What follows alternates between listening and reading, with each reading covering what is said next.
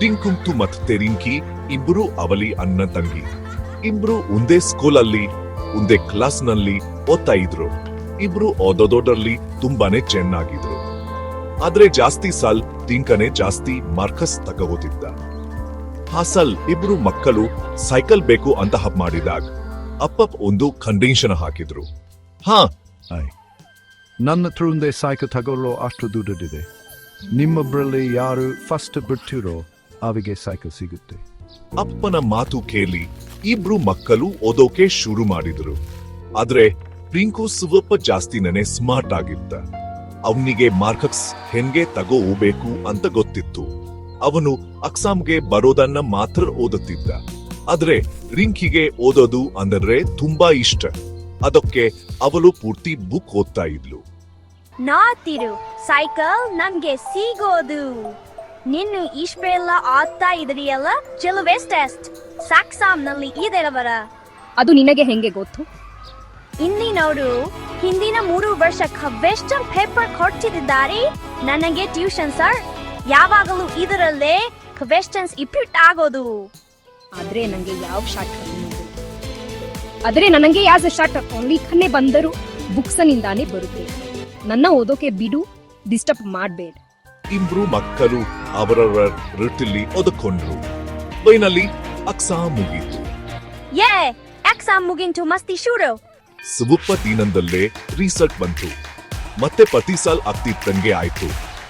ಡಿಂಕು ಕುಸಸ್ ಬಂದ, ರಿಂಕಿ ಸೆಕೆಂಡ್ ಬಂತು. ಈಗ ನನಗೆ ಸಿಕ್ಕ ಸಿಗುತ್ತೆ. ಡಿಂಕುಗೆ ಸಿಕ್ತು. ಅವನಿಗೆ ತುಂಬಾ ಖುಷಿ ಆಯ್ತು. ಆದ್ರೆ ನೆನಪಿಕ್ಕು ಇದು ನಿಮ್ಮ ಸಾಕು. ಇಂಕಿಗೋ ಓಡಿಸೋಕೆ ಕೊಡು. ಆದ್ರೆ ಟಿಂಕು ಈಗ ಯಾರ ಮಾತು ಕೇಳ್ತಾನೆ. ಅವನು ಸಾಕಲ್ ತಗೊಂಡು ಹಾರೋದ. ಅದೇ ದಿನ ಸಾಯಂಕಾಲ ಡಿಂಕು ಮತ್ತೆ ರಿಂಕಿ ರಿಸಲ್ಟ್ ಚೆನ್ನಾಗಿ ಬಂದಕ್ಕೆ ಇಡೀ ಫ್ಯಾಮಿಲಿ ಹೊರಗೆ ಚೋಟಪಕ್ಕೆ ಹೊಯ್ತು. ತೋಟಡಾದ್ಮೇಲೆ ಅವರು ಹಂಟೆನಿಂದ ಹೊರಗೆ ಬಂದಿದ್ದ ತಕ್ಷಣ ಇಬ್ರು ಜನ ಮತ್ತೆ ಕ್ಯಾಮೆರಾ ತಗೊಂಡು ಅವರ ಮುಂದೆ ಬಂದರು. ನಾವು ಜೀವನ್ ಸಿಕ್ಕ ಪ್ರಮೋಷನ್ ಮಾಡ್ತಾ ಇದೀವಿ.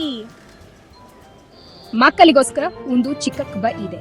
ಅಲ್ಲ, ಉತ್ತರ ಸರಿ ಹೇಳಿದ್ರೆ ಜೀವನ್ ಕಂಪನಿಯ ಟಾಪ್ ಮಾಡೆಲ್ ಸೈಕಲ್ ಪ್ರೋ ಆಗಿ ಸಿಗುತ್ತೆ. ಅದರ ಜೊತೆಗೆ ಹೊಸ ಬ್ಯಾಗ್ ಮತ್ತೆ ಈ ಸೈಕಲ್ ಕೋಡ್. ಇನ್ನೊಬ್ರು ಮಕ್ಕಳು ಕ್ವೀನ್ನಲ್ಲಿ ಭಾಗವಹಿಸಿದ್ರು. ಕ್ವೀನ್ನಲ್ಲಿದ್ದ ಎಲ್ಲ ಪ್ರಶ್ನೆಗಳು ಅವರ ಬುಕ್ಸ್ ನಿಂದಾನೆ ಬಂದಿದ್ವು. ಆದ್ರೆ ಎಕ್ಸಾಮ್ ಪೇಪರ್ಗಿಂತ ಪೂರ್ತಿ ಬೇರೆ ಇತ್ತು. ರಿಂಕಿ ಬುಕ್ಸ್ಗಳನ್ನ ತುಂಬಾ ಗಮನ ಇಟ್ಟು ಓದಿದಳು. ಅದಕ್ಕೆ ಅವಳು ಸ್ವಲ್ಪ ಹೊತ್ತಲ್ಲೇ ಕ್ರಮೇಣ ಎಲ್ಲ ಪ್ರಶ್ನೆಗಳಿಗೂ ಕೊತ್ತ ಬರೆದಳು. ತಗೊಳ್ಳಿ ಅಂಗಲ್, ನಾನು ಎಲ್ಲ ಪ್ರಶ್ನೆಗಳಿಗೂ ಉತ್ತರ ಬರೆದಿದ್ದೀನಿ. ಆಮೇಲೆ ಮುಂಚೆನೆ ಮುಗಿಸಿ. Very good. ಡಿಂಕು ತುಂಬಾ ಹತ್ರ ಮಾಡಿದ, ಆದ್ರೆ ಅವನಿಗೆ ಉತ್ತರ ಬರ್ತಾ ಇರಲಿಲ್ಲ.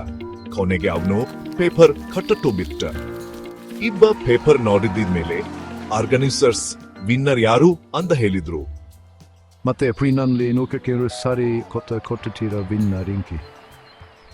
ರಿಂಕಿಗೆ ಆಗಿ ಸೈಕಲ್ ಕೂಡ ಸಿಕ್ತು. ಮತ್ತೆ ಅದರ ಜೊತೆ ಬೇರೆ ಗಿಫ್ಟ್ಗಳು ಸಿಕ್ಕಿದ್ವು. ಆದ್ರೆ ಬಿಂಕುಗೆ ಒಂದು ಪಾಠ ಕಲಿಯೋಕೆ ಸಿಕ್ತು. ಬಿಂಕುಗೆ ಆಯ್ಗ ಅರ್ಮೇಲಾಗಿತ್ತು. ನಾವು ಬರೀ ಮಾರ್ಕ್ಸ್ಗೋಸ್ಕರ ಅಷ್ಟೇ ಓದಬಾರದು, ಆದ್ರೆ ಜಮಾನಕ್ಕೋಸ್ಕರ ತಿಳ್ಕೊಳ್ಳೋಕೋಸ್ಕರನೂ ಓದಬೇಕು.